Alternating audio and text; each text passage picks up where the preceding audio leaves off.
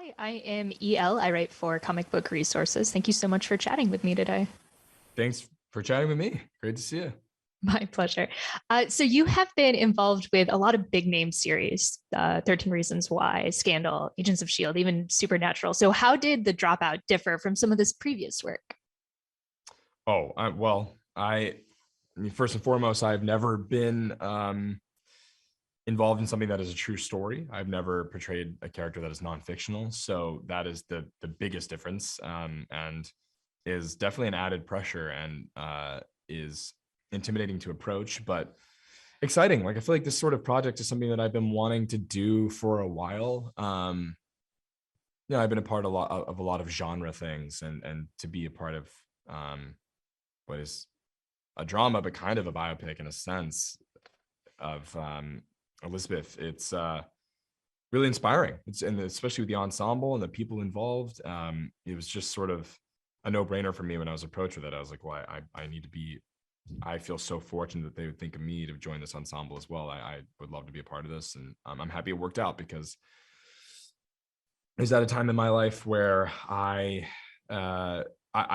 now in a point where I'm just doing music for a while. I'm taking a sort of uh, break from acting for a while, and I thought that it was already starting, and then I was like, well, nothing's gonna shoot in LA, and nothing's gonna shoot for a month or two, and then this thing fell into my lap. That is exactly what that was for my part of the show, and I think it's meant to be. I'm happy that I was able to fit this in and do this before I go and take this big break, because I feel really fulfilled by being able to be a part of something like this, for sure.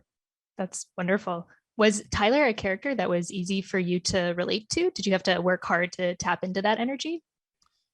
I mean, I think it was easy in a sense. It was easy in the sense that I think that Tyler and I are similar in the way that we sort of carry ourselves and communicate, at least just based on what I've seen in interviews and just heard him speaking. Like, the way he kind of makes jokes or laughs at things or talks about things, I was like, I feel like I sort of speak just like this guy. And so that I like, I nothing like what Amanda had to do with Elizabeth, the voice and the wardrobe. And I feel sort of um tied to Tyler in that way. But no, I mean, so yeah, and also Liz showrunner wasn't putting pressure on that either. She just wanted the goal to be to just sort of be able to portray what they were feeling emotionally in that scene, and that's most important, as long as I understand what they're going through in their mind. So what he's going through in his mind. So being able to listen to him speak on his own, well, in interviews on the podcast and on YouTube and things like that, but also he had his own audiobook where he was speaking on just his experience of working at Theranos, and that was really helpful to just be able to sort of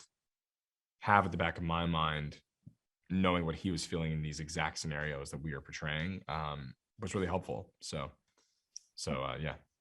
It's great that you could tap into that for sure. Yeah. So you mentioned that you are focusing more on your music career now. I know we get to hear Tyler sing in the later part of this series. Is that a Dylan original? Did you have a hand in that? I did not. I Okay. did not. But it was so hilarious and brilliantly written. I was just perfect with what it was. I mean, I'm sure if I had thoughts, they would have heard them, but I didn't. I was like, this is so hilarious and so awkward. And I love it. And singing on camera is not my first choice. That's not something that I was necessarily excited to do. But it's weird. I'm used to singing for people, but doing it on camera, it's like just uncomfortable, kind of awkward. It's like why I'd never do a musical or something. But I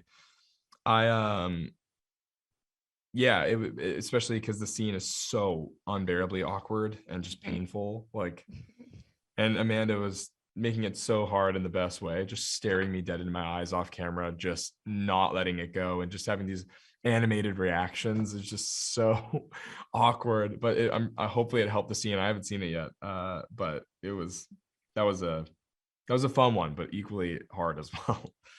I think it plays. I think it absolutely works. Good, So good. just to end my time here, I wanted to ask if anything else caught you by surprise while filming The Dropout. Did you run into any surprises while portraying this role or diving into this story?